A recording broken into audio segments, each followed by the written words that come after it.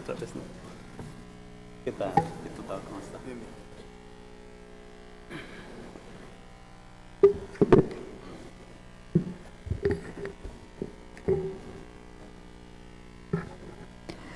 Muy buenas tardes, tengan todos ustedes. A nombre de la Suprema Corte de Justicia de la Nación, les damos la bienvenida a esta conferencia magistral Cultura Jurídica y Jurisdiccional que será impartida por el ministro en retiro Mariano Azuela Huitrón, a quien le damos la bienvenida a Tamaulipas. Sea bienvenido.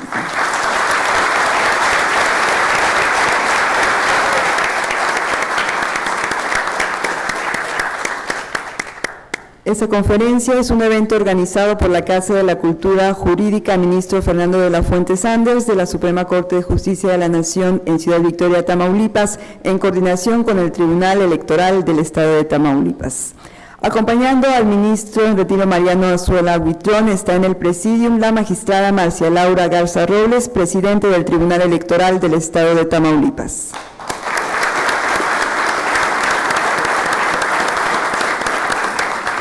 Me acompaña el magistrado Pedro Daniel Zamora Barrón, coordinador de magistrados y jueces del 19º Circuito del Poder Judicial de la Federación.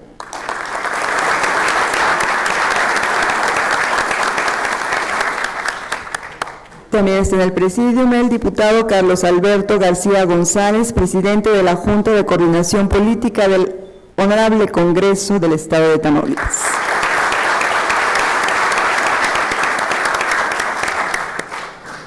Como anfitrión de este evento, el licenciado Jorge Vega Zapata, director de la Casa de la Cultura Jurídica, ministro Fernando de la Fuente Sanders en Ciudad Victoria.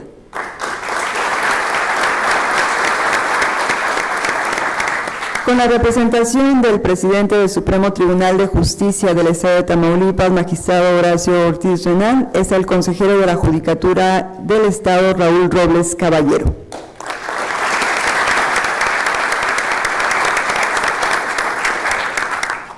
Son acompañados también por el juez Raimundo Serrano Nolasco, juez de distrito especializado en el sistema penal acusatorio del Poder Judicial de la Federación.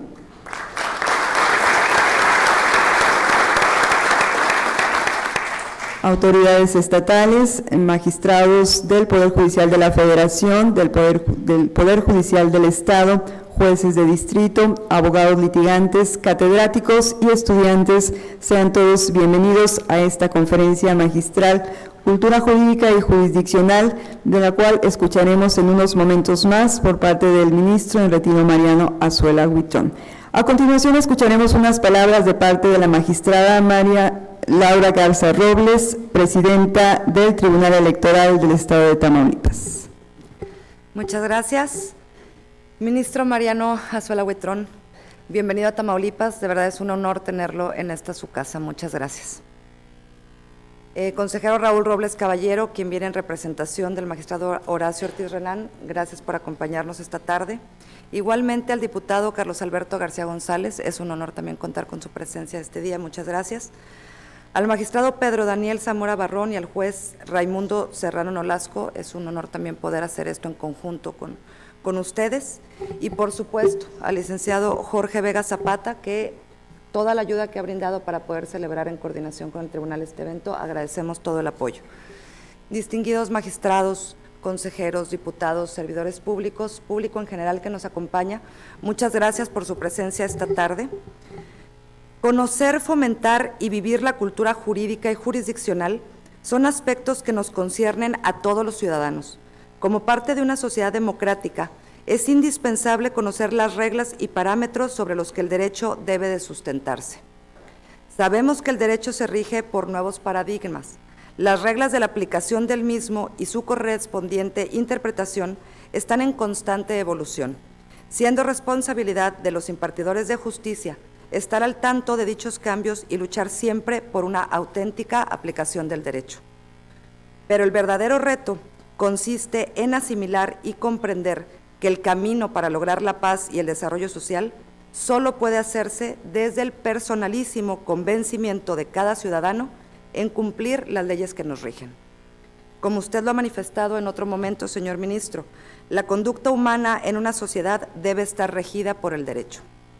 Cualquier compromiso institucional requiere de servidores públicos capacitados y competentes para realizar sus funciones, pero sobre todo se requiere de jueces imparciales y justos.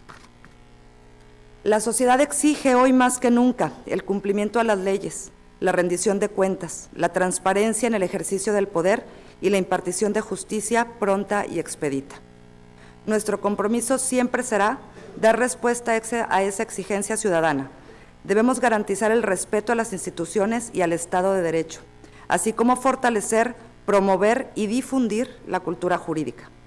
Impulsemos, tanto en los ciudadanos como en los operadores jurídicos, valores para preservar una cultura de legalidad que permita optimizar las condiciones para un verdadero ejercicio y respeto a los derechos. Es para mí un gran honor, nuevamente, darle la bienvenida a su casa, ministro, y poder decirle que quienes integramos el Pleno del Tribunal Electoral de Tamaulipas nos sentimos verdaderamente honrados con su presencia. Muchas gracias.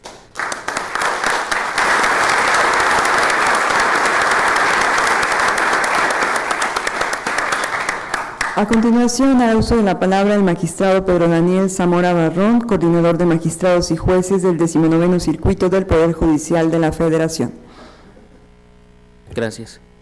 Muy buenas tardes, distinguidos asistentes a este auditorio que honran este evento. Saludo cordialmente al licenciado Jorge Vega Zapata, director de la Casa de la Cultura Jurídica, ministro Fernando de la Fuente Sanders, y le agradezco su cortesía de permitirme dirigir estas palabras. Con la venia de tan distinguidas personalidades que integran el presidio, reciban un afectuoso saludo y consideración de mi parte. Señor ministro Mariano Zuela Huitrón, le expreso mi más alta distinción y respeto que me representa expresar algunas breves palabras, pero significativas, sobre su calidad intachable de jurista y de su no menos prestigiosa carrera profesional. Hoy en día gozamos de un Estado de Derecho, de una democracia. En gran medida esto se debe al papel que ha asumido la Suprema Corte de Justicia de la Nación a través de su historia.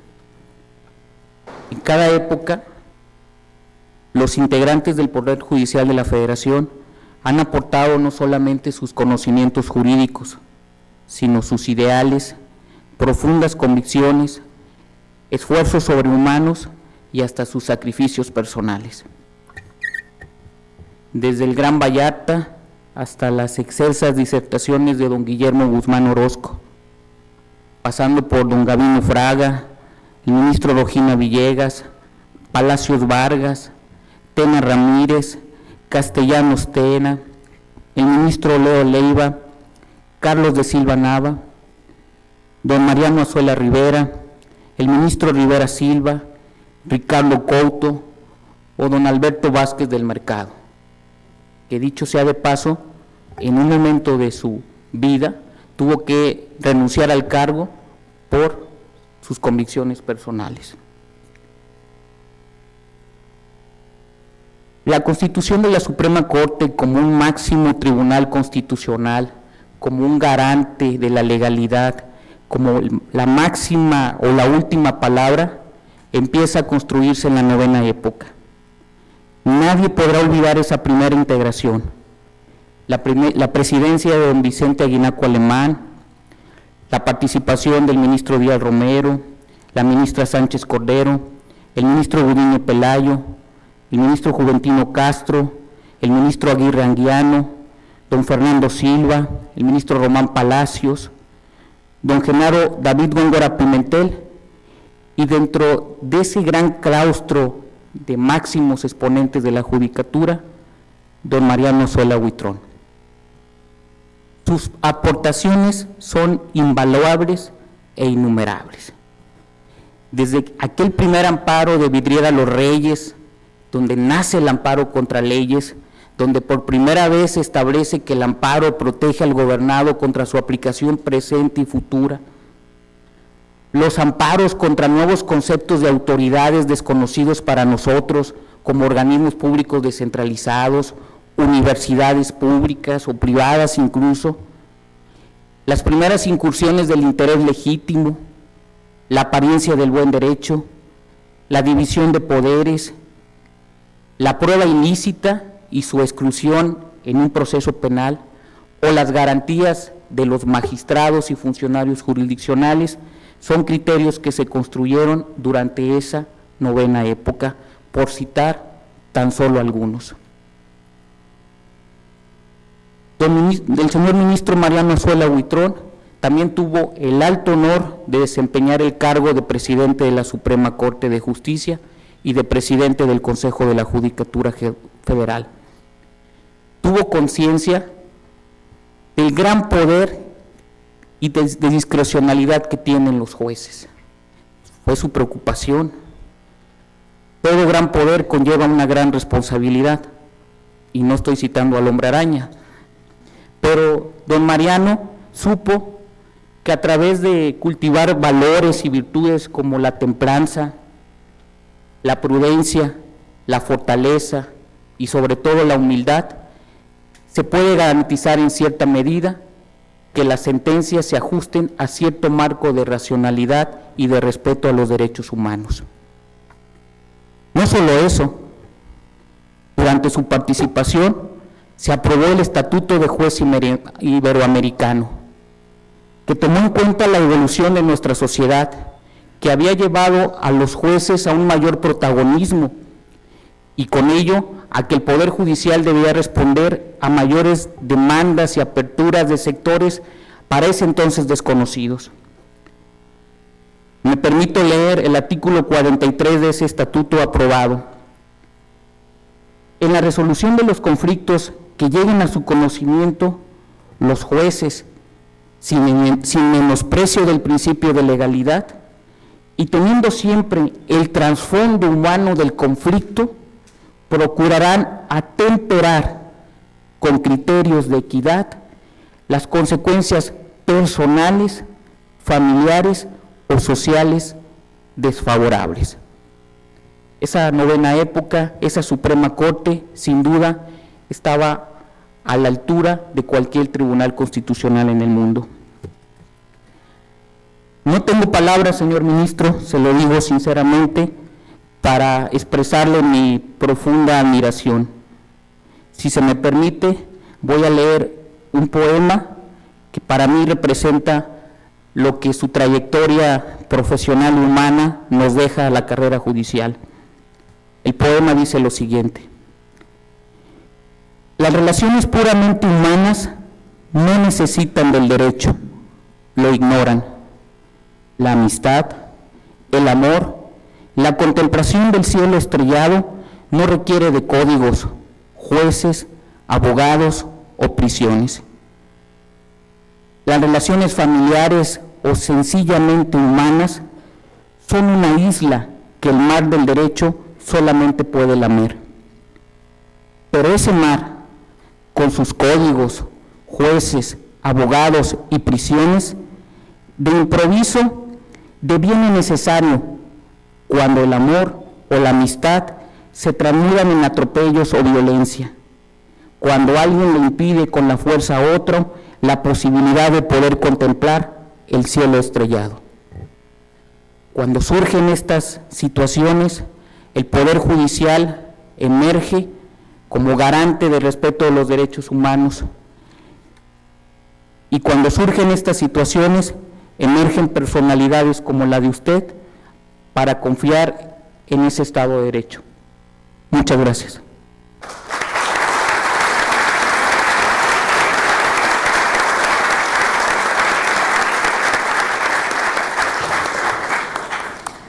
A continuación vamos a escuchar la noticia curricular del ministro en retiro Mariano Azuela Huitrón a cargo del juez Raimundo Serrano Nolasco. Gracias, muy amable. El juzgador no solo debe brillar por su acopio de conocimiento, sino principalmente, señores, por la rectitud de su conducta. Sirva esta frase para enmarcar el evento que ahora nos convoca. En primer término, agradezco al licenciado Jorge Vega Zapata y a sus colaboradores de la Casa de la Cultura Jurídica de la Suprema Corte de Justicia de la Nación en esta ciudad porque hicieron posible la realización de este evento. De igual forma, a nuestros anfitriones, del Tribunal Electoral del Estado de Tamaulipas por su hospitalidad al acogernos en este magno recinto. Asimismo, a los señores magistrados, al señor consejero, al señor diputado, por el honor de compartir esta tribuna. Bien, me ha tocado el privilegio de presentar a don Mariano Azuela Huitrón, ministro en retiro de la Suprema Corte de Justicia de la Nación, al que admiro y respeto. En primer término, expongo una breve semblanza curricular, y de verdad es muy breve, aunque son varias hojas. Bien, estudió la licenciatura en Derecho en la Facultad de Derecho de la Universidad Nacional Autónoma de México de 1954 a 1958. Me mandaron las fechas, así es de que no explico. Bien, a partir de 1957 se desempeñó como maestro en el Centro Universitario México, en la Universidad Iberoamericana y en la Universidad Panamericana principalmente. El 17 de junio de 1960 presentó examen profesional con la tesis Los grandes temas del derecho y del Estado a la luz de la doctrina pontificia contemporánea. Obtuvo el grado con mención honorífica. De 1960 a 1971 fungió como secretario de Estudio y Cuenta en la Suprema Corte de Justicia de la Nación. De 1971 a 1983 fue magistrado del Tribunal Fiscal de la Federación. En 1981 fue presidente de este Tribunal Fiscal. De mayo de 1983 a diciembre de 1994 se desempeñó como ministro de la Suprema Corte de Justicia de la Nación, adscrito a la Tercera Sala. Desde el 28 de enero de 1995 al 30 de noviembre de 2009 estuvo adscrito a la Segunda Sala de nuestro máximo tribunal. Desde el 2 de enero de 2003 al 15 de diciembre de 2006 fue presidente de la Suprema Corte de Justicia de la Nación y del Consejo de la Judicatura Federal. A partir del 1 de diciembre de 2009 es ministro en retiro de la Suprema Corte de Justicia de la Nación. Del 1 de septiembre de 2010 al 31 de agosto de 2014 se desempeñó como director general del Instituto de Investigaciones Jurisprudenciales y Promoción y Difusión de la Ética Judicial de la Suprema Corte de Justicia de la Nación. Secretario ejecutivo de las Comisiones Iberoamericana y Nacional de Ética Judicial. Comisionado y secretario ejecutivo de la Comisión Iberoamericana de Ética Judicial. Actualmente es presidente de la Junta de Honor del Tribunal Federal de Justicia Fiscal y Administrativa, consejero del Consejo Consultivo de la Comisión Nacional de Derechos Humanos, consejero del Consejo de Audiencias a favor de lo mejor, AC, miembro del Consejo Editorial de El Observador de Querétaro, vocal del Consejo del Instituto Mexicano de Doctrina Social Cristiana. Entre otros muchos reconocimientos, cuenta con los siguientes: profesor emérito de la Universidad Iberoamericana, doctor en Humanidades honoris causa por la Universidad La Salle del Noroeste, medalla Anáhuac en Derecho 2008, que le fue entregada por la Facultad de Derecho de la Universidad Anáhuac del Norte, medalla al Mérito Jurídico 2010, entregada por el Tribunal de lo Contencioso Administrativo del Distrito Federal, ahora Ciudad de México, profesor emérito de la Universidad Panamericana y medalla Alfonso X el Sabio, por 30 años colaborando con la institución. Presea Ignacio M. Altamirano 2012 en la categoría del juzgador, entregada por el Tribunal Superior de Justicia del Distrito Federal. Profesor emérito de la Universidad Marista de Querétaro. Doctor honoris causa por la Universidad Marista de la Ciudad de México. Medalla Doctor Manuel Velasco Suárez en 2016.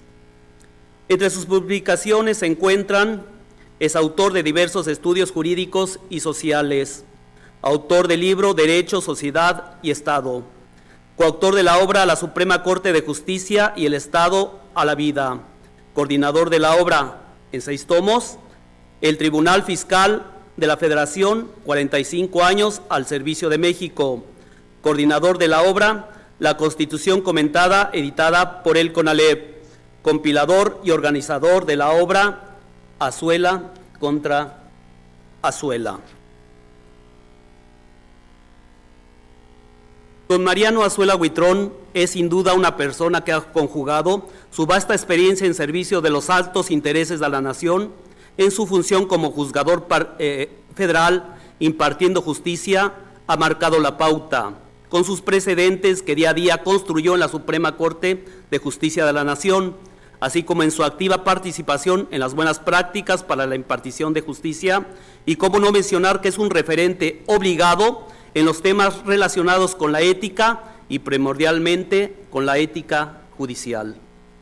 Aunado a todo ello, quiero puntualizar su labor como ministro de la Suprema Corte de Justicia de la Nación, en la cual compartió su vasta experiencia formando los criterios que tanto nos han servido en la diaria y noble labor de impartir justicia. Querido maestro, y cómo no recordar que es usted uno de los difusores de ética judicial más calificado, reconocido y apreciado en el foro. Nos regaló con la nobleza que lo caracteriza sus vastos conocimientos para llegar a la meta anhelada, compartiendo las herramientas para servir a nuestra patria con compromiso, conocimiento, lealtad, pasión y ética, formando con ello juzgadores que enaltecen a la institución a la que servimos con pasión y lealtad.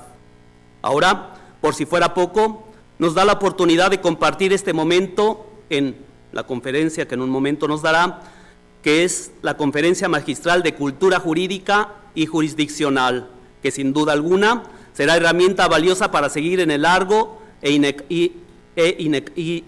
inacabado propósito de prepararnos. Gracias, maestro, por compartir sus valiosas enseñanzas, por capacitarnos en la noble labor de impartir justicia y aunado a ello, gracias por enseñarnos a ser mejores personas. Muchas gracias, maestro.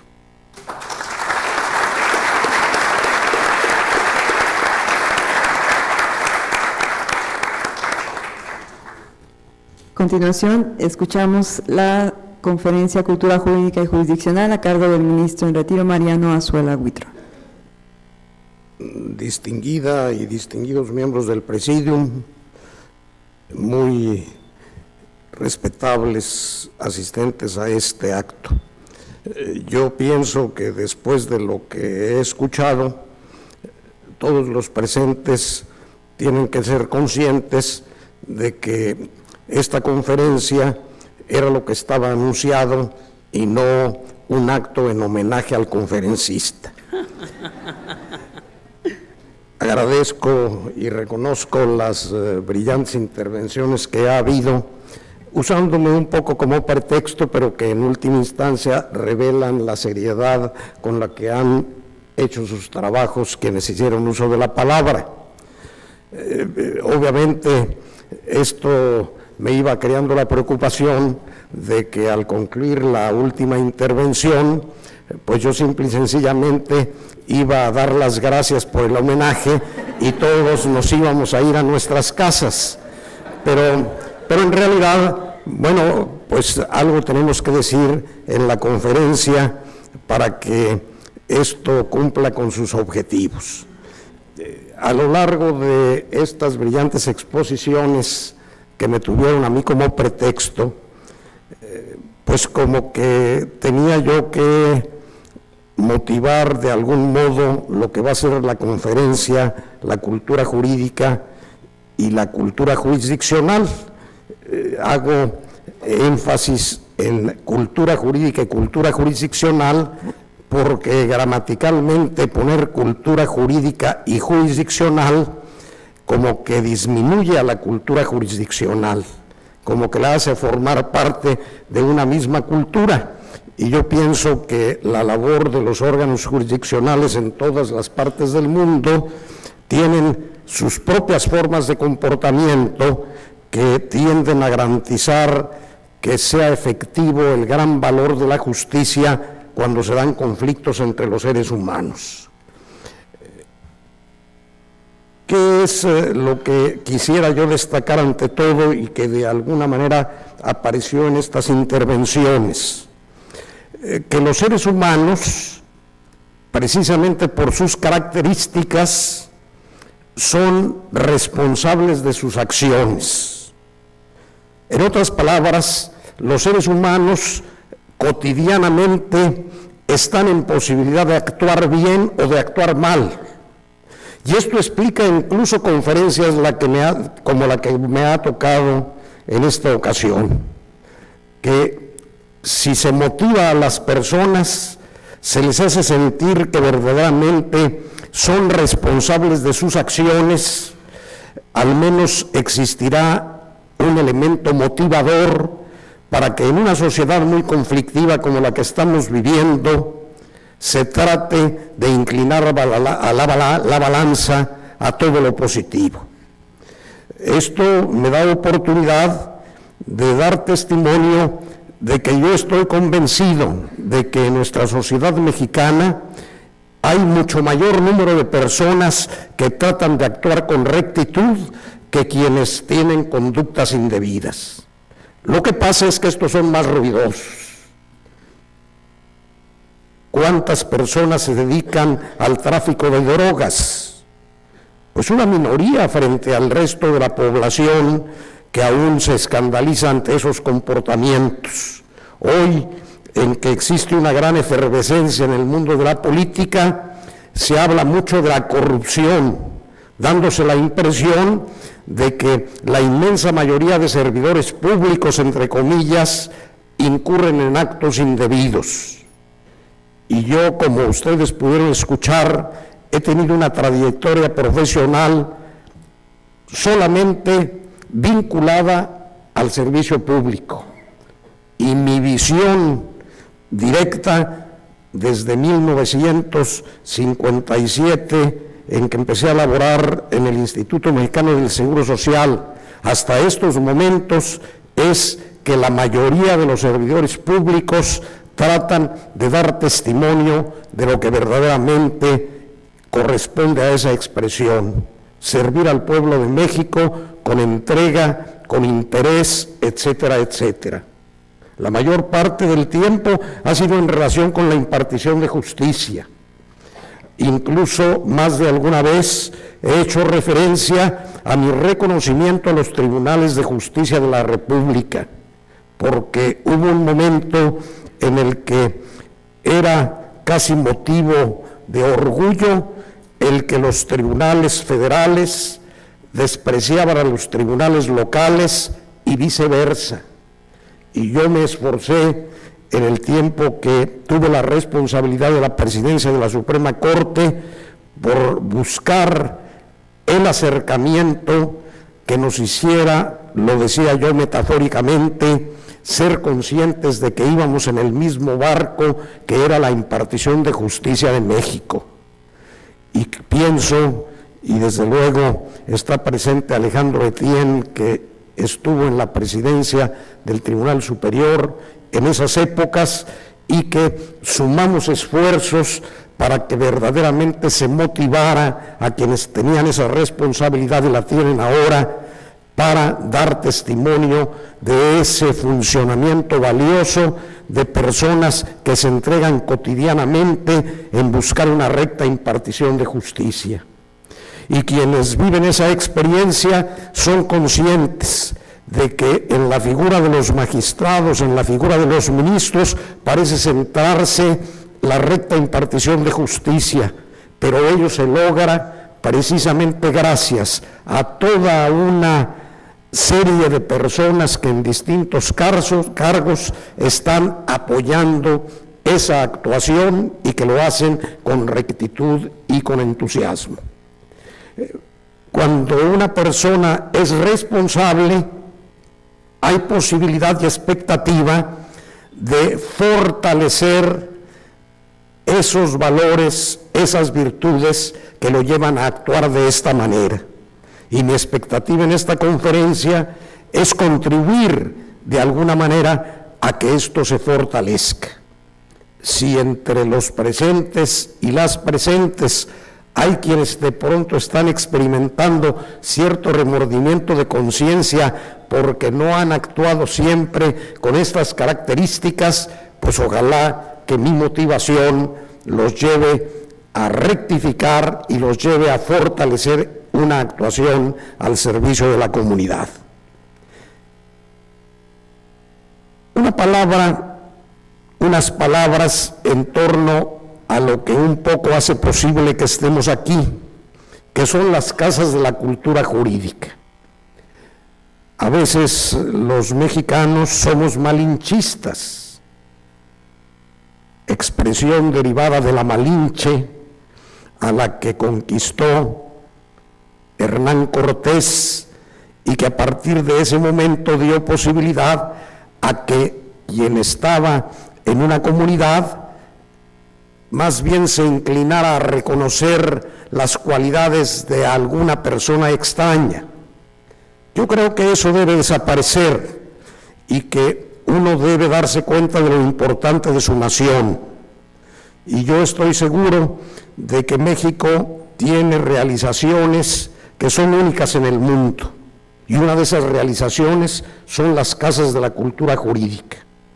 El mérito de ello, pues en parte radica en el poder constituyente, que yo me imagino sin darse cuenta reservó a la Suprema Corte en las reformas de 1995 el que se debía preocupar por el cuidado de los archivos de la Suprema Corte de Justicia. Y esto digo que fue sin darse cuenta, porque en realidad formalmente lo importante de esa reforma fue que por una parte se dio a la Suprema Corte de Justicia propiamente la responsabilidad de seguir impartiendo justicia a nivel federal, y se creó el Consejo de la Judicatura para que se ocupara de todas las cuestiones administrativas de apoyo a los juzgadores, de vigilar la conducta de los juzgadores, en fin, aspectos complementarios. ¿Por qué dejaron la responsabilidad de los archivos a la Suprema Corte? Pues yo me imagino que alguna de las personas que intervinieron en esas reformas, o sin darse cuenta dejó esa facultad en la Corte, o pensó que de algún modo, como esos archivos son las sentencias, pues esas sentencias básicamente han procedido de los órganos jurisdiccionales y por lo mismo debía ser la Corte la que velara por su existencia. Y ahí es donde hay tres nombres fundamentalmente a quienes yo pienso se les debe reconocer el que existan 45 casas de la cultura jurídica e incluso varias en proyecto que a lo mejor en algún momento pueden llegar a establecerse. Una, el presidente Vicente Aguinaco Alemán. Él tuvo la responsabilidad de decidir cómo se llevaba a cabo lo relacionado con ese cuidado de los archivos. Otro, el ministro Sergio Salvador Aguirre Anguiano. Él es una persona que era brillante abogado litigante, era simultáneamente notario y de pronto recibió la invitación de un senador de la República para que se le incluyera dentro de los ministros de la Suprema Corte que iban a ser designados por el Senado de la República en el año de 1995. Y él lo aceptó y llegó a tener 18 años de ministro de la Suprema Corte, y todavía cuando estaba en el año 18 se quejaba de que más de alguna vez alguno de los compañeros le decía: tú que eres de fuera, y decía, pues cuántos años más necesito para que me consideren de dentro. Pero como que es un celo que hay en los que trabajamos en el Poder Judicial, como que consideramos que hay los genuinos que venimos desde a veces ser mecanógrafos, a los que de pronto llegan al Poder Judicial ya a un nivel superior. Esos son de los extraños, pero que llegaron ahí y les cuesta mucho trabajo, como lo ve en el ejemplo del ministro Aguirre Anguiano, de ser reconocidos ya como genuinos miembros del Poder Judicial. Una de las capacidades del ministro Aguirre Anguiano es su creatividad, y don Vicente Aguinaco Alemán habló con él y le dijo: oye, piensa cómo podemos llevar adelante esto del cuidado de los archivos. Estaba en esos momentos como director del área que podía responsabilizarse de ello el doctor Héctor Hermoso Larragoiti, que coincidentemente hoy es director general de las Casas de la Cultura Jurídica, y él participó en aquello. Y se les ocurrió que en lugar de ser simples sitios físicos donde estuvieran los expedientes para que de repente hubiera un historiador que fuera a investigar algún asunto, pues se les dio una vida. Y esto es único en el mundo. Tener en toda la República sitios que se van a preocupar por difundir la importancia del derecho, por difundir la importancia de la impartición de justicia y de que todo ello pues enorgullezca al pueblo de México. Hubo una pequeña adición cuando se consideró que las casas de la cultura jurídica trabajaban fundamentalmente en las tardes, puesto que los asistentes a ella, en proporción muy elevada estudiantes, en proporción importante abogados, pues en la mañana estaban realizando las actividades propias de su situación.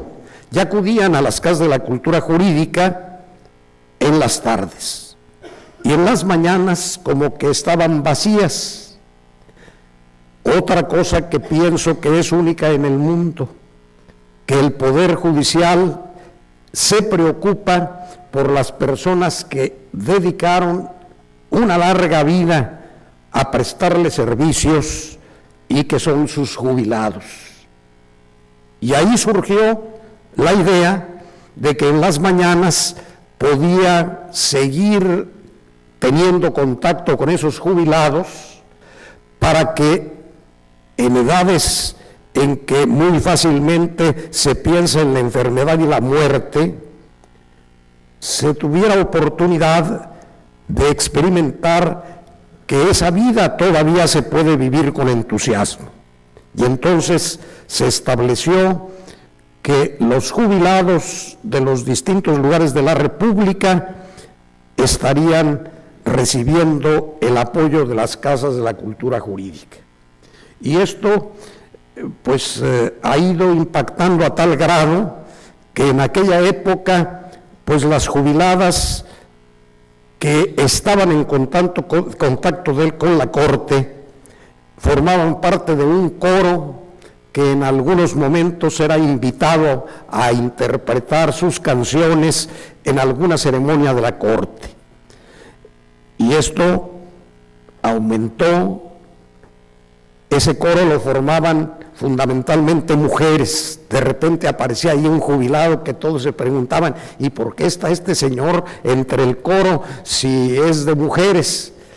Y ahí pues se vio la oportunidad de que también los hombres que habían estado trabajando en el Poder Judicial se pudieran incorporar, y en distintos lugares de la República se ha ido dando también la presencia del personal masculino que acude a estas casas de la cultura jurídica para seguir en contacto con quien por 30 años o más estuvieron prestando los servicios propios de la impartición de justicia.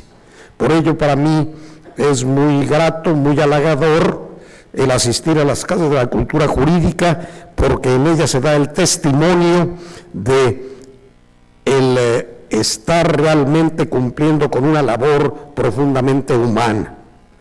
Recuerdo que cuando ocupé la presidencia se les dio un curso de cinematografía a las jubiladas en la Ciudad de México,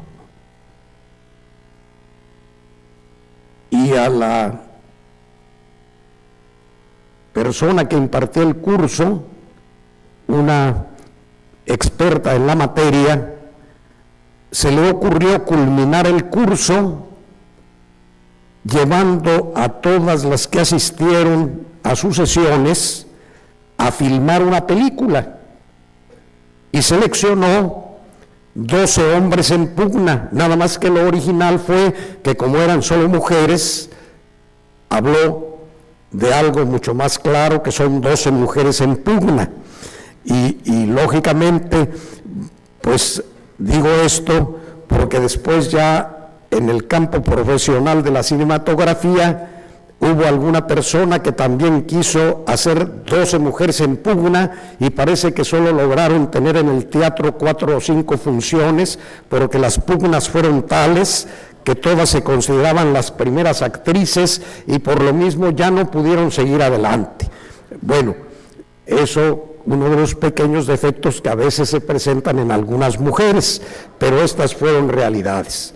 Lo curioso fue que cuando se presentó la película ya había muerto una de las personas que actuaba en ella, pero sus descendientes tuvieron la satisfacción de verla nuevamente en la pantalla, actuando y representando extraordinariamente bien su papel.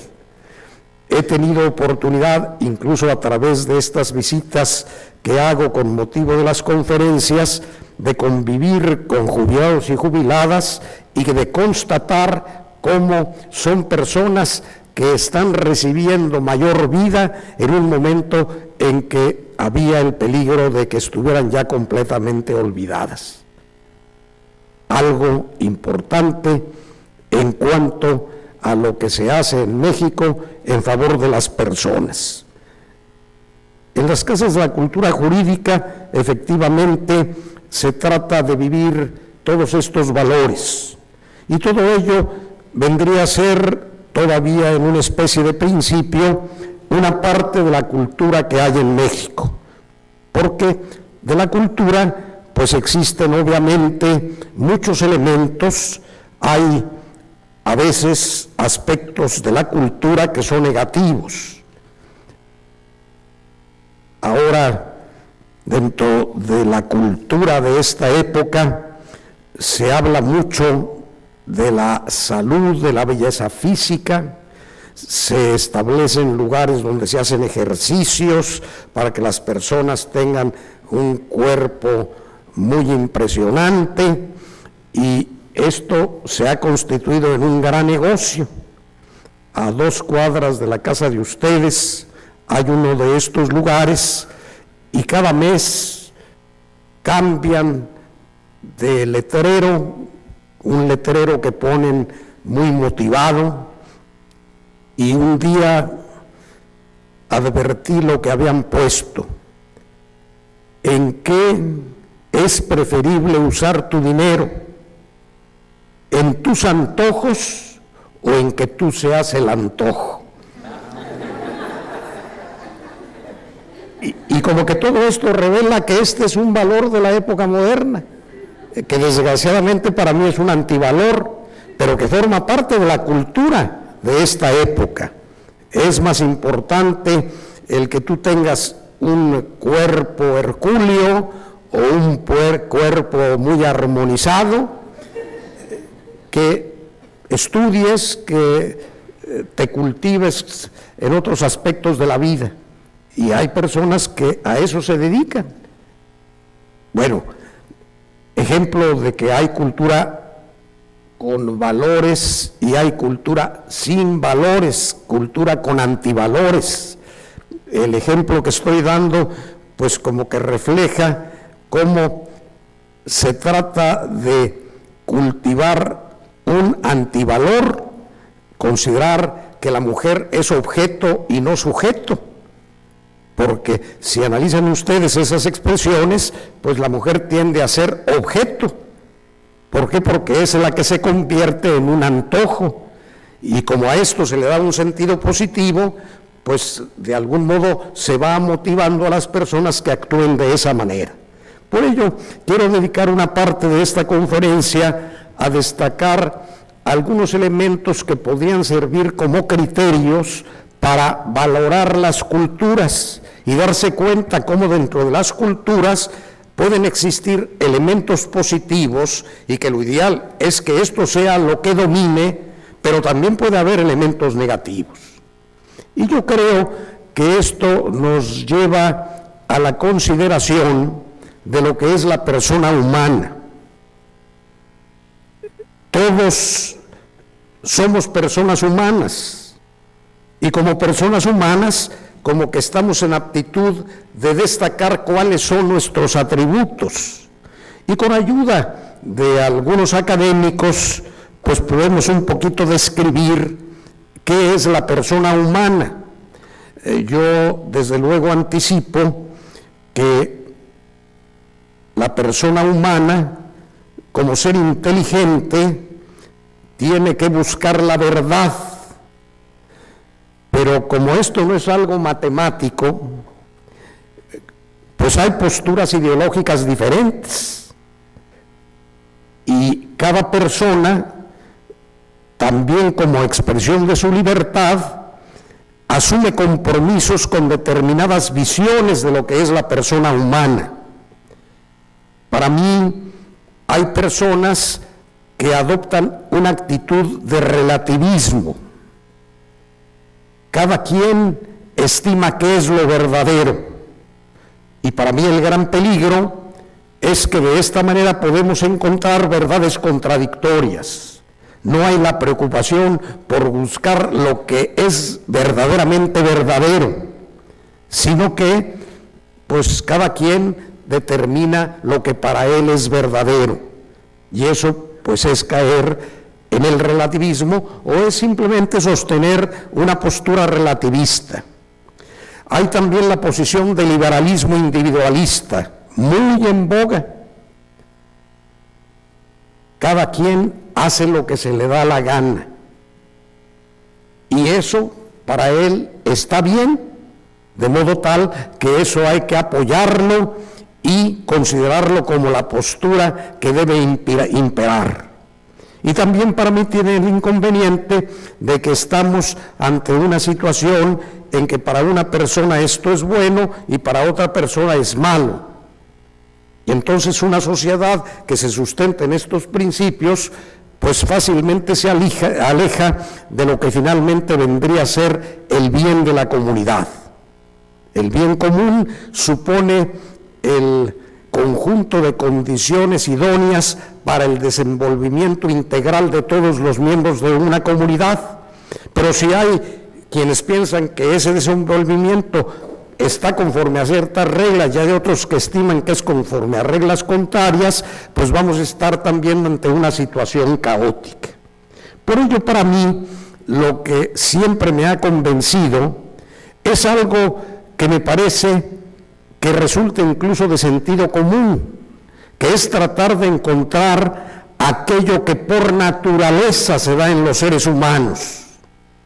Es algo que, por ejemplo, pues me lleva a mí a ser de algún modo poco receptivo ante lo que se está tratando de imponer de la equidad de género, no en el sentido como que pienso que sí es correcto de que haya un trato igualitario entre hombres y mujeres, pero cuando en un momento dado se empieza a sostener es que hay otras personas que aunque tienen apariencia de hombres o apariencia de mujeres, son otra cosa, pero deben ser igualitos, y de pronto esto hasta se lleva a las normas jurídicas, pues de pronto estamos en presencia de que a quienes se discrimina es a los heterosexuales y no a los que pertenecen a otras características. Claro, como lo diré dentro de un momento, los seres humanos tienen notas esenciales y quien tiene calidad de ser humano por esas notas esenciales debe ser tratado con pleno respeto. Pero de ahí a que en un momento dado se quiera hacer identificaciones que chocan contra lo que uno ve en la naturaleza, pues hay un gran campo. Entonces, conforme a ese justnaturalismo, yo pienso, siguiendo a Pedro Velázquez, que la persona humana es el ser que puede decir, yo soy, porque es consciente en tanto que está dotado de conciencia. Yo reflexiono, yo pienso, porque tiene razón, porque tiene inteligencia. Yo quiero porque tiene voluntad. Yo elijo porque tiene libertad, Yo soy responsable precisamente por ejercicio de esa libertad, yo me perfecciono en razón de la libertad.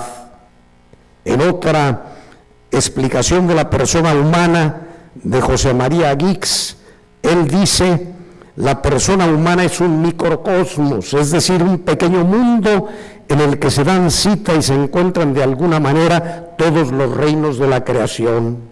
Por los elementos físicos y químicos de su cuerpo se aproxima a los seres inorgánicos. Por sus funciones vitales se acerca al mundo vegetal y al mundo animal, y por su inteligencia y libertad emerge victoriosamente del mundo de lo visible para llegar al mundo de lo invisible. Pascal decía: la persona humana es una substancia individual de naturaleza racional.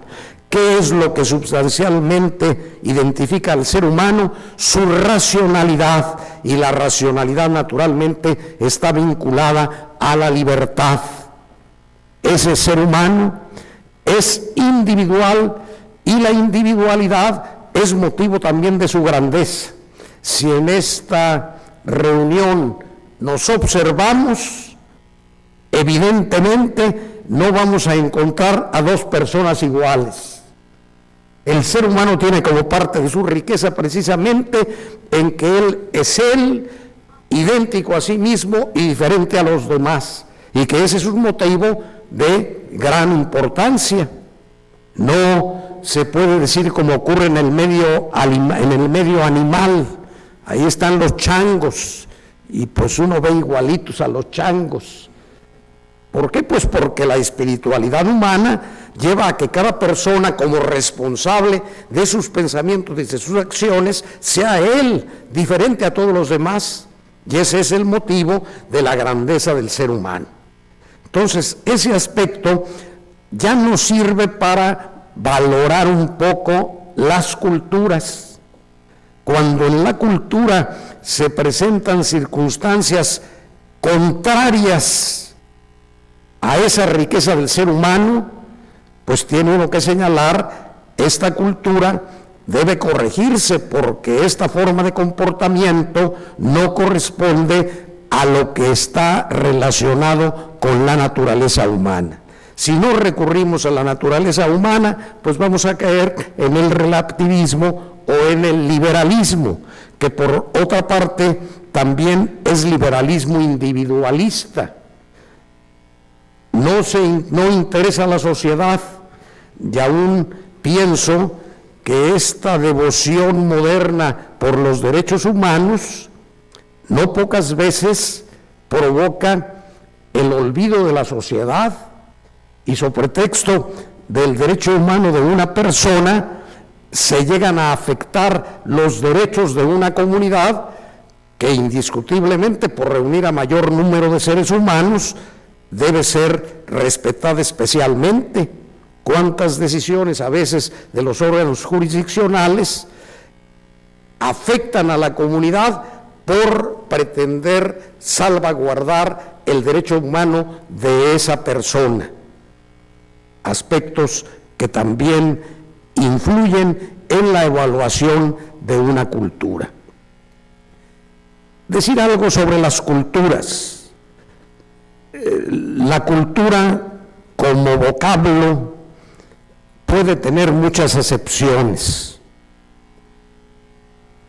Una acepción: la cultura como riqueza de conocimientos. ¿Cuántas veces decimos: este hombre es muy culto, conoce la literatura en forma espléndida, sabe las obras, sabe los argumentos de las obras, es un hombre muy culto?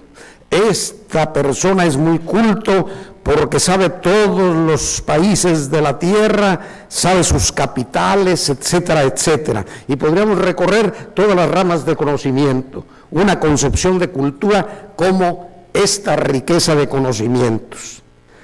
También hay otra acepción de cultura: la cultura frente a la naturaleza. Un gran pensador, Jacques Leclerc, dice en uno de sus libros pequeño taparrabos que en un momento dado hirió el ser humano fue una primera manifestación de cultura, porque eso ya no era algo que se daba por sí mismo según las reglas de la naturaleza, sino era algo que creaba el hombre. Y ahí está, pues, mucho que ve uno precisamente en las formas de actuar en las distintas sociedades humanas, que son seres humanos que van tratando de inculcar formas de pensamiento, formas de actuación, y que finalmente esto va a ser motivo de una reflexión sociológica. Otra perspectiva de la cultura como la salvaguarda de los valores y bienes que sirven para el desarrollo adecuado de la persona humana. Cuando en una sociedad empieza, por ejemplo, a olvidarse los valores espirituales para preocuparse exclusivamente de los valores materiales, pues indiscutiblemente habría un retroceso cultural, porque eso no estaría sirviendo al desarrollo y perfeccionamiento del ser humano, sino al contrario, por su decaimiento.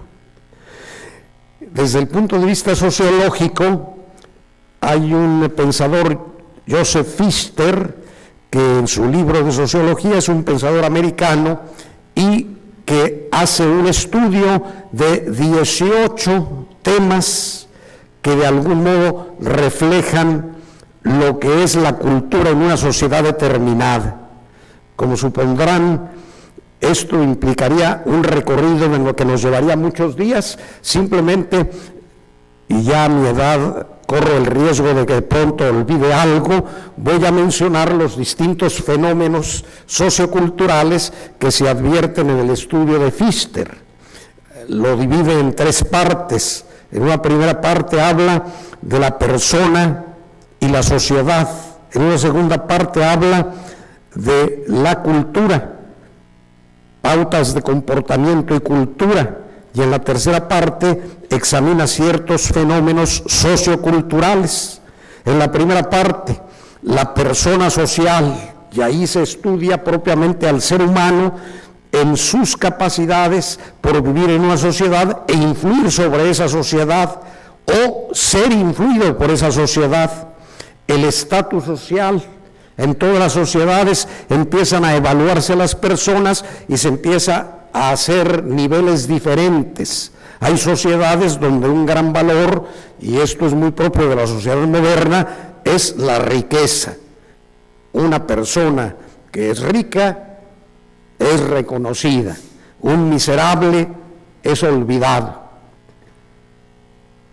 Las categorías sociales, esta división de estatus social lleva a colectividades que tienen esa misma característica, y entonces se habla de las hermosas, de las feas, de las horrorosas, y ya sabe uno, pues a dónde clasifico a esta persona que estoy viendo. Se categoriza, categorías sociales.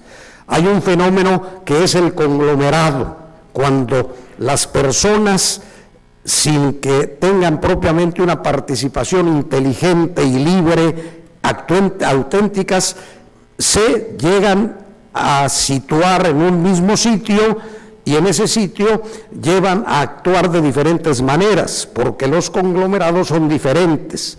Ahorita yo pienso que ustedes integran un conglomerado que es un auditorio, no están aquí porque alguien dijo, vamos a organizarnos, vamos a ir tal día, a tal hora, a tal conferencia, sino que por diferentes motivaciones están coincidiendo en este sitio, los conglomerados. Después de los conglomerados ya vendría un fenómeno muy humano que son los grupos, porque el grupo ya supone la suma de voluntades. Un matrimonio es un grupo, y vaya que supone suma de voluntades, porque además para que funcione un matrimonio, pues se tiene que lograr armonía entre seres que coinciden en que son seres humanos, pero somos tan diferentes los hombres de las mujeres que indiscutiblemente hay que tener mucho cuidado para que esto funcione adecuadamente.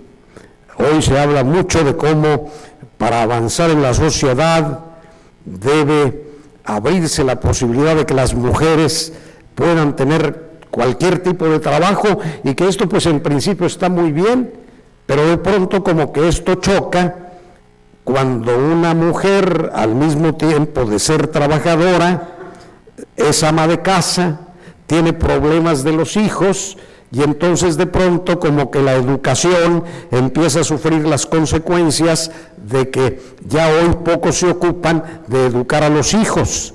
Así es que, como ven, no es tan fácil la cultura, en tanto que pueden surgir situaciones que son muy positivas en un sentido, pero se tornan negativas en otro. Por ahí en alguna de las reuniones que hemos tenido, yo decía que normalmente presumo de ser especialista en mujeres, porque tengo a mi esposa, tengo 6 hijas, tengo 12 nietas, tengo una bisnieta, hay 3 nietos y ahora 2 bisnietos. No se ha equilibrado las cosas, pero la experiencia en mujeres creo que pocos me la igualan. Algún día llegaba a un cuarto donde estaba la televisión, estaban mis 6 hijas con mi esposa, veía la televisión, me parecía que el programa estaba muy interesante, me sentaba y a los 3 minutos tenía que voltear y decirles: ¿qué están viendo ustedes, la televisión? Pues estaban en un cotorreo muy agradable, y naturalmente alguna volteaba y me decía: ¿qué tú no puedes estar viendo la televisión y al mismo tiempo platicando? Y le tenía que decir yo: no, los que pertenecemos al sexo masculino solo podemos hacer una cosa al mismo tiempo, no muchas. Bueno, es una gran ventaja de las mujeres, que pueden hacer muchas cosas. Llega uno a un restaurante, con trabajos va siguiendo uno la conversación de la esposa, y cuando sale uno, la esposa empieza: ¿te fijaste que estaba fulanita y que llevaba un vestido tal y tal y tal? Son detallistas. Es decir, hay una clara complementación entre el sexo masculino y el sexo femenino, como que la expresión de la humanidad no está en el hombre solo ni en la mujer sola, sino que la expresión está en el hombre y en la mujer, que vienen a complementarse. Y cuando se trata de esa relación tan difícil de comprometerse a una vida permanente con una persona del otro sexo, pues indiscutiblemente que ofrece a veces muchas dificultades para que eso llegue a ser exitoso. Y tiene uno pues que situarse. La situación que da éxito es normalmente el que uno de antemano diga: mi mujer es la que tiene la palabra y yo simplemente debo acatar lo que sea su voluntad. Y cuando esto es además en lo económico, ese es secreto de una gran felicidad. No digo que lo pongan en práctica, pero cuando uno le dice a la esposa, como a mí en alguna ocasión me sucedió, como a los 2 años de casado, claro, eran épocas de vacas flacas, y entonces mi esposa se quejaba de que yo administraba muy mal el dinero, y en un día se me ocurrió: bueno, voy a dejarle que sea ella la que administre el dinero. Y a partir de entonces mi felicidad y su felicidad. Yo no sé ni siquiera cuánto son mis ingresos, y sí hubo una ocasión en que mi esposa me dijo: oye, ¿qué no te gustaría que fuéramos a Europa? Y yo simplemente le dije: ¿qué podemos ir a Europa? Y entonces me di cuenta que, bueno, ya las vacas flacas se habían ido sustituyendo, y que de algún modo eso le permitía pues tener una magnífica organización que permitía hacer esto. Bueno, pues los hombres y las mujeres tienen importancia en esa visión sociológica que se da en lo que finalmente culminaría en ese primer grupo con la sociedad. La sociedad integraría esos primeros fenómenos a los que hice referencia.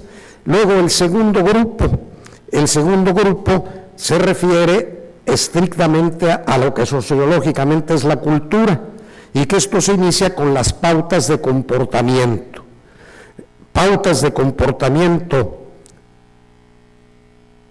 reales y pautas de comportamiento conceptuales. Las pautas de comportamiento reales exteriores se refieren a las formas de comportamiento que se van dando en una sociedad y que se van dando en este dinamismo en que los seres humanos influyen en la cultura y la cultura influye en ellos, por lo que los seres humanos pueden ser creadores y criaturas. Cuando un ser humano influye en algo en la sociedad, es creador. Cuando está actuando siempre exclusivamente conforme a la sociedad lo está dictando, pues es una criatura. Los papeles sociales, funciones que se desempeñan en la sociedad conforme a ciertas pautas de comportamiento, procesos sociales, formas como se relacionan los seres humanos. No es lo mismo la cooperación que el conflicto. La cooperación tiene características de acercamiento entre seres humanos, el conflicto de enfrentamiento, y así hay otros procesos sociales que aparecen en este segundo apartado. Las instituciones van surgiendo de todo lo anterior.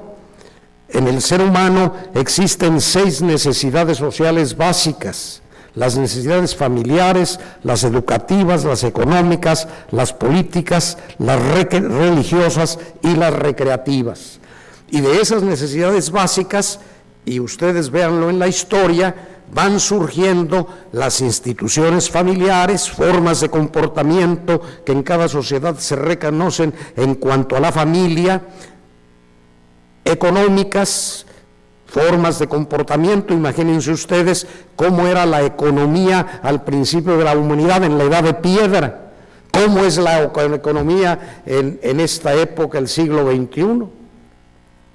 Van creciendo las distintas partes de una economía, y hoy simplemente, si piensan ustedes en el aspecto financiero, todo lo que ha hecho que haya organismos que están en relación con lo financiero. Otra expresión serían las instituciones, que las instituciones integran todo esto de pautas de comportamiento, conceptuales exteriores, papeles sociales, procesos sociales, y que cuando están referidos a una necesidad se convierten en instituciones. ¿Qué cantidad de instituciones se dan en el mundo de la economía? ¿Qué cantidad de instituciones se dan en el mundo de la política? Y vemos cómo la humanidad constantemente está actuando conforme a esas reglas generales con características específicas de cada sociedad. Y todo esto finalmente culminaría con la cultura. Y en el tercer apartado aparecerían los fenómenos socioculturales. En primer lugar, los valores. En segundo lugar, la movilidad. En tercer lugar, los cambios. En cuarto lugar, el control social. En quinto lugar, la desviación social. Y finalmente, la integración sociocultural. Pues estos aspectos, que simplemente los enuncio, nos darían esa visión ya más científica de lo que es la cultura, y que esto nos serviría pues un poquito como puente para decir algo de lo que es el título de la conferencia: la cultura jurídica y la cultura jurisdiccional. Primero, la cultura jurídica. Esto refleja formas de comportamiento que se dan en una sociedad determinada, y que como que aquí tendría que tenerse la aspiración de que esa cultura jurídica verdaderamente favoreciera el buen desenvolvimiento de una sociedad. Propio de toda sociedad, de toda relación humana, es la posibilidad de conflictos. ¿Cómo se van a superar los conflictos? Y ahí aparecerá, obviamente, el reconocimiento de normas jurídicas que de algún modo permitan que los seres humanos que forman parte de una sociedad acepten el cumplimiento de esas normas jurídicas como garantía de tranquilidad y de orden. Entonces, toda cultura jurídica, para mí, debe tener como uno de sus puntos fundamentales el respeto al derecho. Recuerdo la definición que da Villoro Toranzo del derecho. El derecho es un conjunto de reglas sociales de conducta establecidas como obligatorias por la autoridad por considerarlas solución justa a los problemas surgidos en una realidad histórica. Con más o menos palabras, vean ustedes que esto es el derecho. El derecho son reglas de conducta. Obviamente, ese derecho debe tener obligatoriedad y ese derecho debe ser coercible. Una de las grandes diferencias entre las normas éticas y las normas jurídicas es que las normas éticas deben llevar al convencimiento y el convencimiento debe llevar al respeto de las mismas. En cambio, las normas jurídicas son un mínimo de normas éticas necesarias para el buen funcionamiento de una sociedad. ¿Por qué? Porque los seres humanos, incluso en ese pluralismo en que viven, fácilmente violentarían las normas éticas y la sociedad no podría funcionar si esas normas éticas son las fundamentales para que una sociedad pueda vivir normalmente. Entonces, el derecho, decía González Morfín, es el mínimo de normas éticas indispensables para el cumplimiento de para el funcionamiento de una sociedad, como lo dije hace un momento. Entonces, esto es importante en la cultura jurídica. Y muy importante también que en ese orden jurídico exista el respeto a los derechos humanos. Yo, cuando hablo de derechos humanos, digo los genuinos derechos humanos, porque de pronto se han ido inventando una cantidad de derechos humanos que pues esto complica incluso las decisiones en los órganos jurisdiccionales. Ha habido enunciaciones de derechos humanos en donde se destacan realmente los fundamentales y no se están inventando cada día derechos humanos.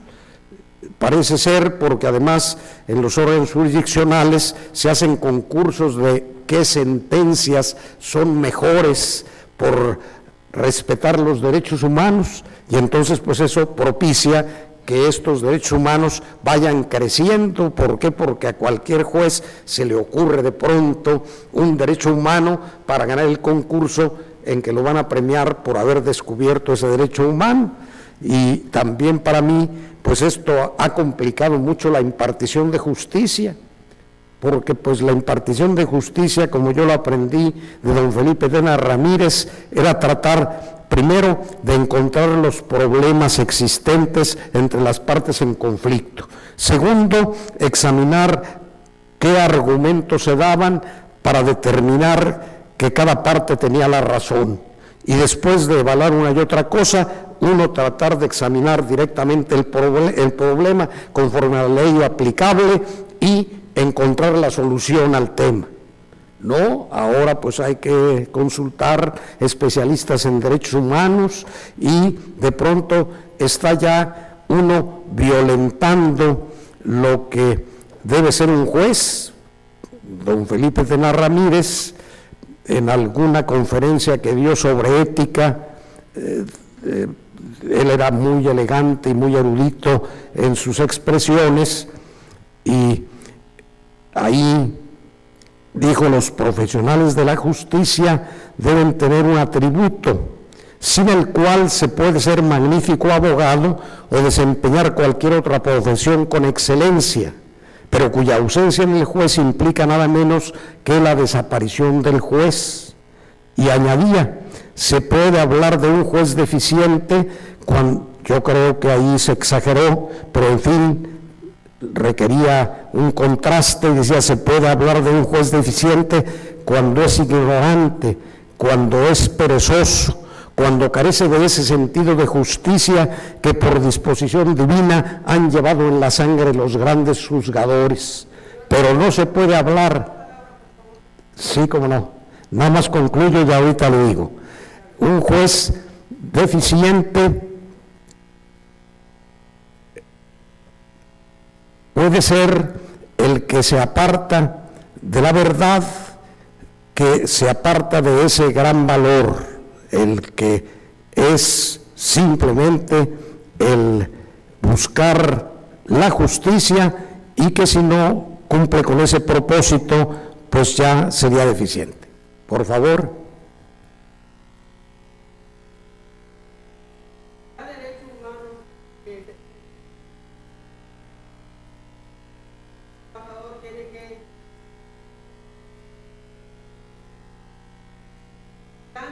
Que la vida era más natural, la gente no duraba, ahora menos que la vida.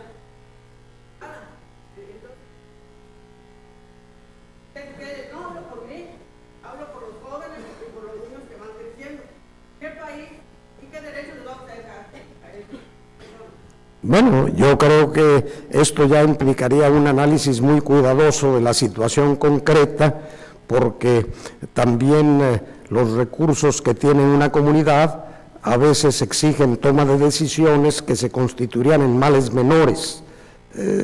Todos, de algún modo, aun cuando no seamos expertos en economía, pues sabemos perfectamente que cuando las situaciones económicas de una nación no permiten el estar dando esas prestaciones porque eso afectaría a la comunidad, pues te tienen que tomar esas decisiones. Obvio.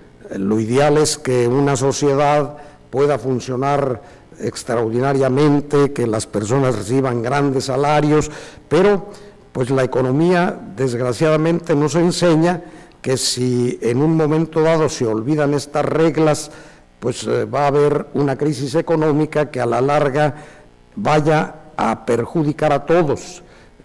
Entonces son cuestiones concretas que ya tendrían que analizarse, no solamente conforme a los grandes principios, sino que tendrían que analizarse en torno a las situaciones concretas que se van dando.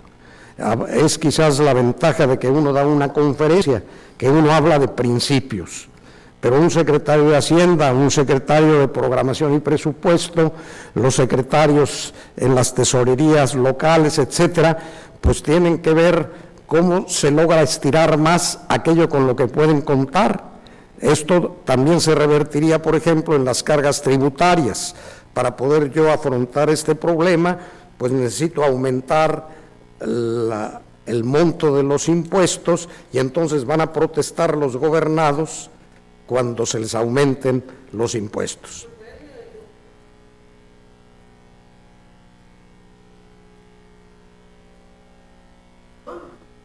Bueno, ya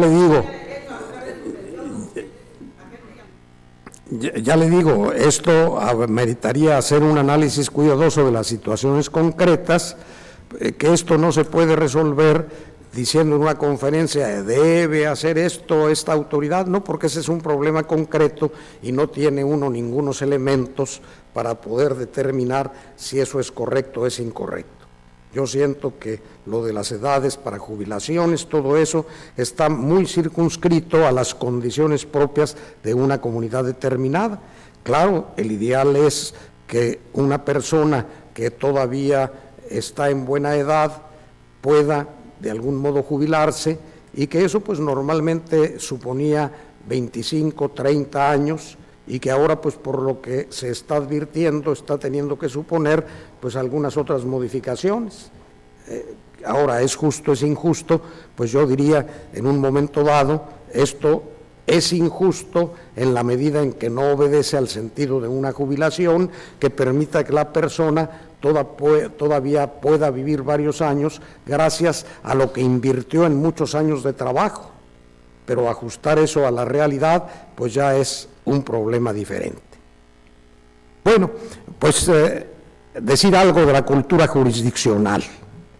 En cultura jurídica básicamente es el respeto al derecho y el tener en cuenta los derechos humanos genuinos.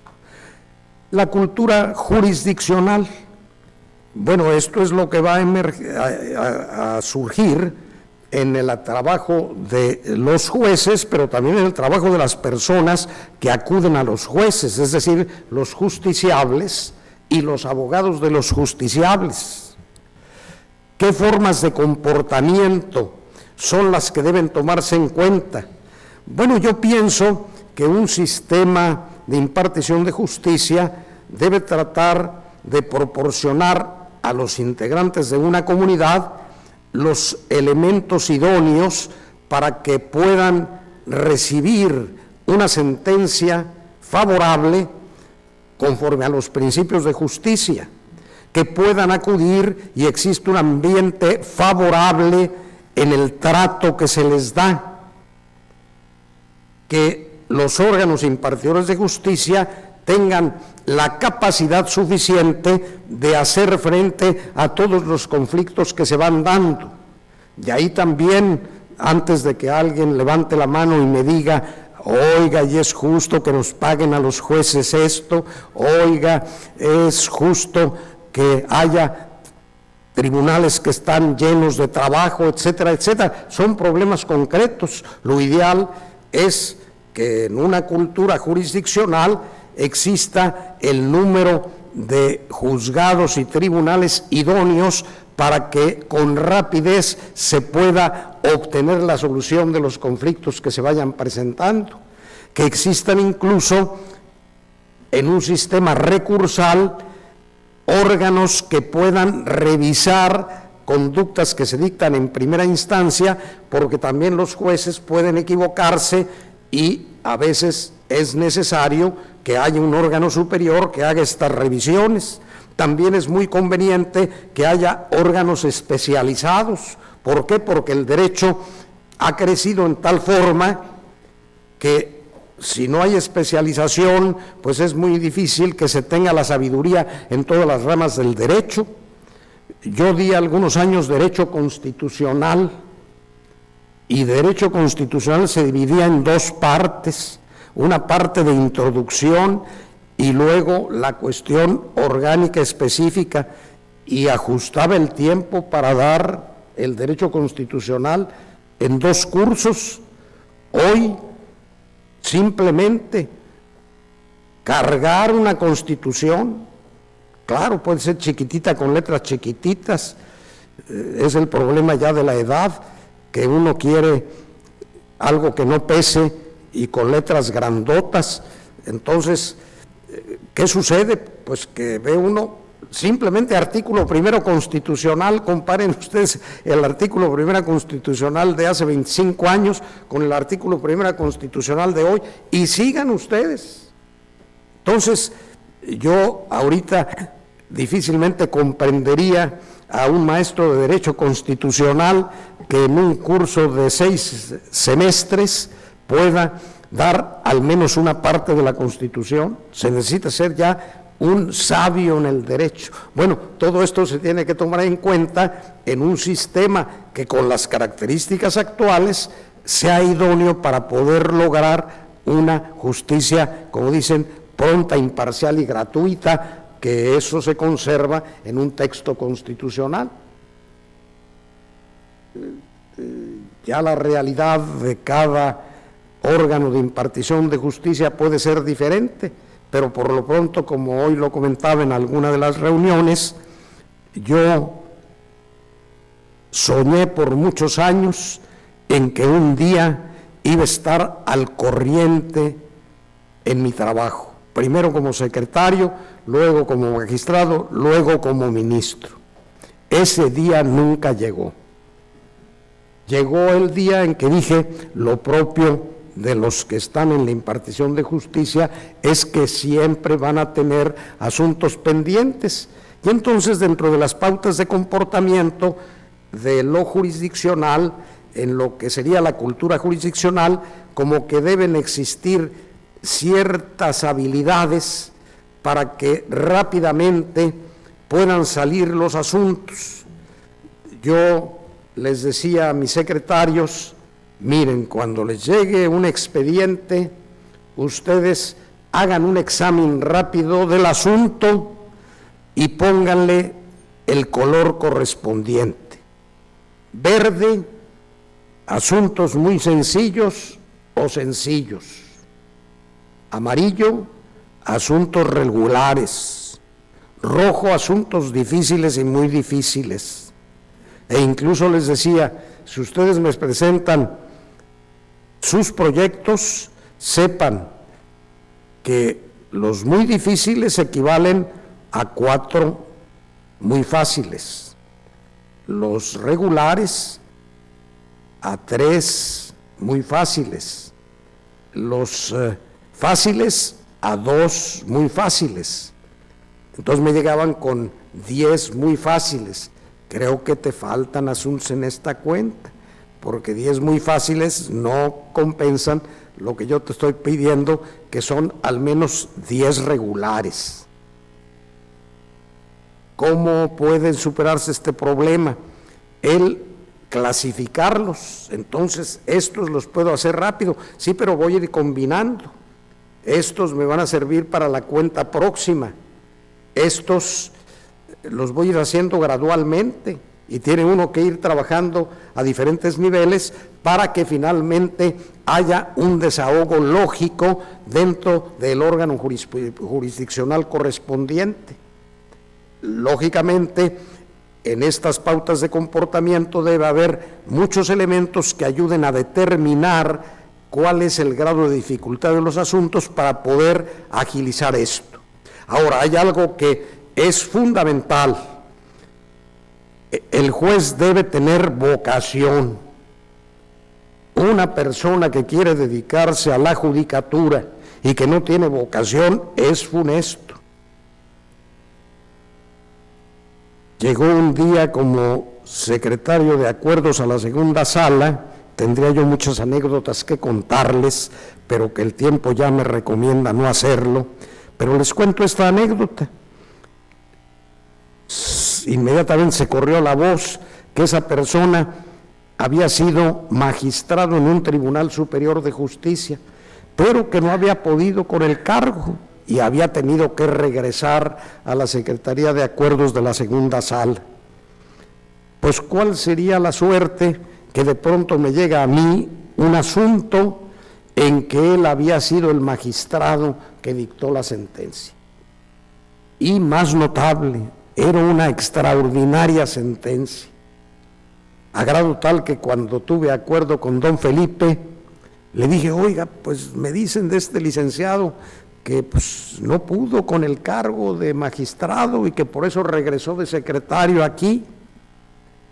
Bueno, ¿por qué está usted extrañado? No, es que me llegó un expediente de una sentencia, me acuerdo que era una cuestión de pruebas periciales, había habido un incendio y todo lo que giraba alrededor de ese incendio fue auténtico y espontáneo, o provocaron el incendio para hacer efectivo un seguro, en fin, un asunto muy interesante. Hacía un análisis extraordinario de la prueba pericial, entonces quedé yo admirado, y me dijo don Felipe, mire, no acelere su juicio, porque usted sabe que esa sentencia estuvo muy bien hecha, pero lo que usted no sabe es que fue el único asunto que hizo en todo el año. Esto lleva a esa denominación que se da en la Corte a los secretarios de estudio y cuenta. Ni tanto estudio que no haya cuenta, ni tanta cuenta que no haya estudio, lo cual supone, pues obviamente, esos aspectos a los que nos estábamos refiriendo. Otro aspecto fundamental en la cultura jurisdiccional, que sean capaces. Recuerdo que cuando Néstor de Buen llegó a sustituir a don Francisco H. Ruiz, que era ya muy grande, se enfermó y Néstor de Buen era un jovencillo, nos dio una primera enseñanza que nunca he olvidado.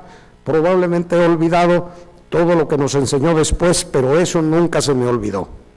Nos dijo, estaba en segundo de facultad, y nos dijo, miren, no dudo que muchos de los que están estudiando aquí Derecho lo hacen porque no hay física, porque no hay matemáticas, porque no hay química. Pues debo decirles que si algo se necesita en el campo de la abogacía, es la inteligencia. Porque en el momento en que se presenta una demanda, en ese momento ya debe saber el juez que cuando notifique a la contraparte va a haber otro abogado que va a tratar de refutar todo lo que está diciendo el abogado del primero. Y para descifrarlo se necesita inteligencia. Entonces, los que estén con estas motivaciones no piensen que esto les va a resultar fácil. Un ingeniero hace todos sus proyectos, sus cálculos, tiene su maestro de obras y nunca va a haber otro ingeniero que le va a llegar a quitar los cimientos que pusieron, ¿no? Él va a vigilar periódicamente cómo va la obra y un día inaugura la obra. En cambio, la función del abogado siempre va a suponer cuestiones conflictivas y para ello, para descifrar esas situaciones conflictivas, se necesita inteligencia.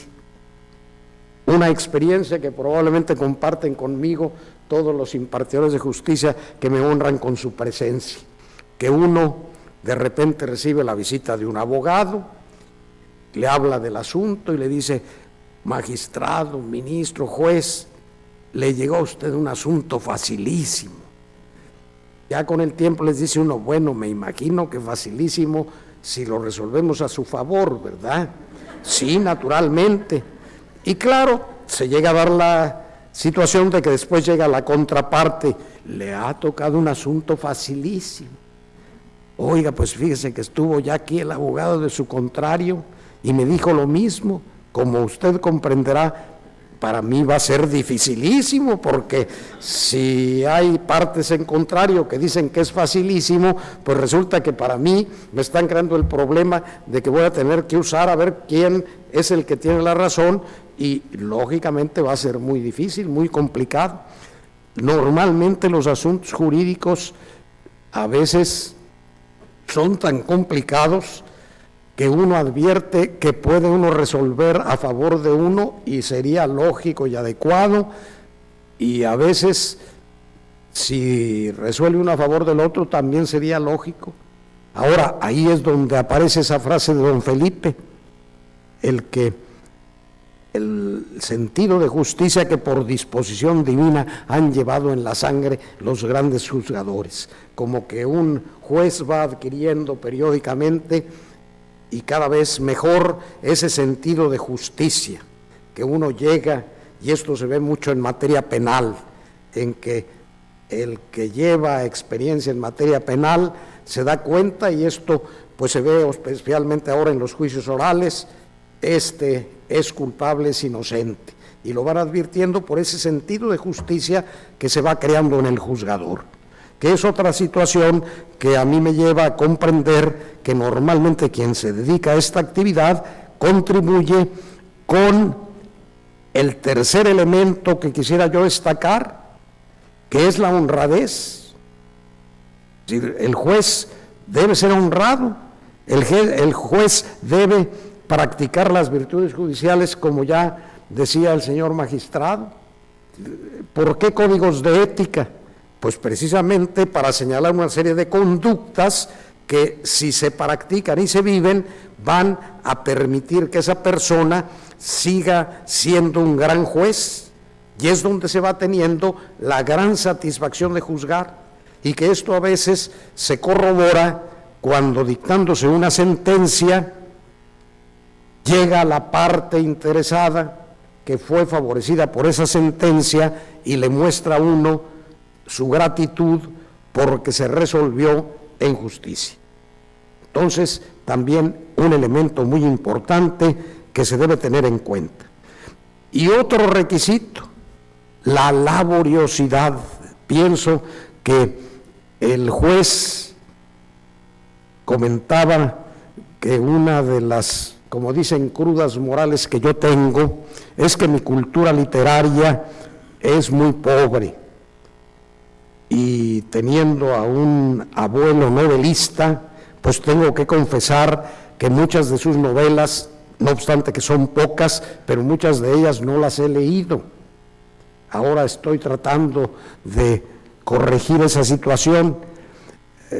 tuve como compañera en la tercera sala a la ministra Victoria Adato, que tiene una gran cultura y que llegaba y nos decía, leí tal novela, leí tal, se las recomiendo. Y yo en el fondo decía, pues yo no alcanzo a estudiar los asuntos como quisiera, menos para leer novelas. Entonces tenía la cruda moral de decir, ¿cómo voy a leer una novela y tengo que revisar asuntos que me han pasado los secretarios? Entonces, como que a veces el juez se tiene que concentrar en esa actividad y que esto supone su laboriosidad. ¿Qué ventaja tiene el juez, el magistrado y el ministro? Pues que en un momento dado puede caer en una situación de ponerse totalmente en manos de los secretarios. Y ahí encontraría yo otro elemento de la cultura jurisdiccional. Yo estoy convencido, y traté en esto sí de cumplirlo, que todo superior en la impartición de justicia debe tener una responsabilidad en la formación de sus colaboradores. ¿Por qué se da un cuerpo jurisdiccional que va reuniendo estos atributos? Porque ha habido muchos jueces, magistrados y ministros que han formado a sus secretarios. Y en la formación de sus secretarios está precisamente el que hay la garantía de que esas personas van a reunir estos atributos que he señalado y que constituyen elementos de la cultura jurisdiccional.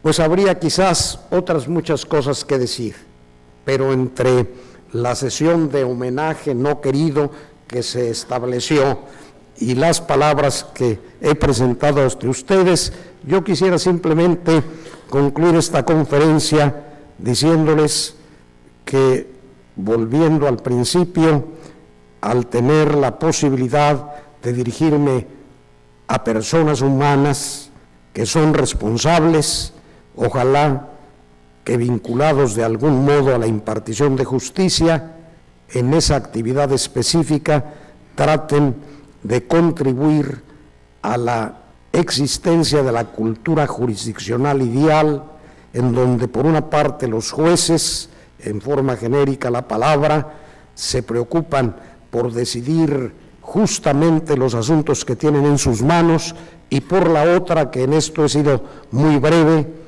los justiciables y los litigantes han sabido también cumplir con su papel, respetando la verdad de cada caso, no queriendo torcer los argumentos, diciéndole claramente a los interesados que no tienen la razón cuando así suceda y que no tienen por qué involucrarse en un pleito en donde van a obtener finalmente una sentencia desfavorable. Que de esta manera tengan conciencia de que contribuyen a la existencia de una cultura jurisdiccional deseable, en donde se tendrá obviamente la satisfacción de que funciona el sistema y que cada una de las personas que tienen que acudir a él tendrá que ser testigo de que las sentencias fueron justas y que, si bien pensaron que a lo mejor no les dieron la razón y dictaron una sentencia que estiman injusta, pues tengan la libertad de hacer un estudio jurídico, de examinar objetivamente la sentencia y de exponer sus puntos de vista sobre la base del respeto que siempre se debe tener a los jueces y a lo que es su obra, que son las sentencias. Pues ojalá que esto suceda y los haya motivado y les haya hecho recordar el gran valor del ser humano y la gran responsabilidad que tiene de contribuir a que una sociedad sea mejor, que una sociedad realmente cumpla con ese objetivo de realizar el bien común para bien de todos sus componentes. Muchas gracias.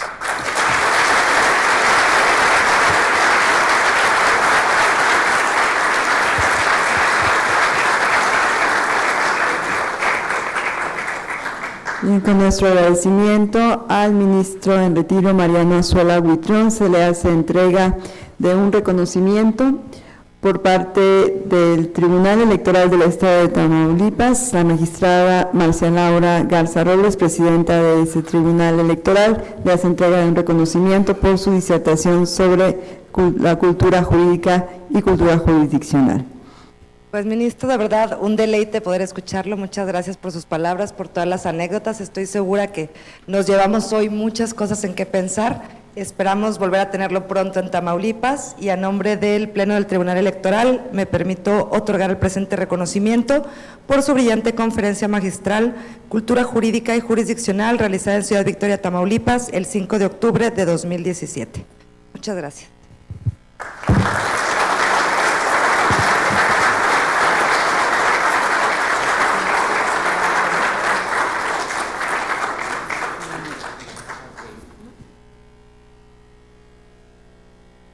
En la Casa de la Cultura Jurídica en Ciudad Victoria le agradece también al ministro Mariano Zuela Huitrón por haber aceptado la invitación para venir a compartir con nosotros sus amplios conocimientos en materia de cultura jurídica y jurisdiccional con la comunidad jurídica de Ciudad Victoria, Tamaulipas. Muchas gracias.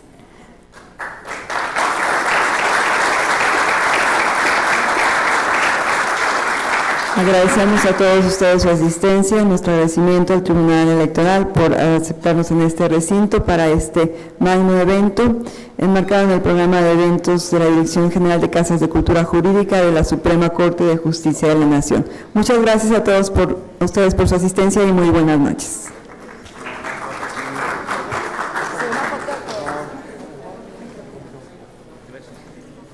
Hasta luego, tengo pendiente de mandarles